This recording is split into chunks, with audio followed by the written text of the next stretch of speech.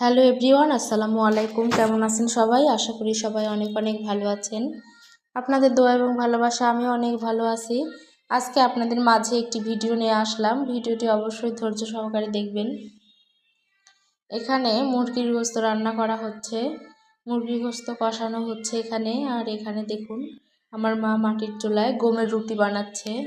গমের রুটি কে কে খেতে পছন্দ করেন অবশ্যই কিন্তু কমেন্ট করে জানাবেন। আর আমার ভিডিওগুলো অবশ্যই কিন্তু দেখবেন। যারা আমার ভিডিওতে লাইক, কমেন্ট এবং শেয়ার করেন তাদেরকে অসংখ্য ধন্যবাদ। অবশ্যই তারা আমার সব সময় পাশে থাকবেন এবং তাদের জন্য আমার অনেক অনেক দোয়া এবং ভালোবাসা রইল। তারাও যেন সামনে এগিয়ে যেতে পারে।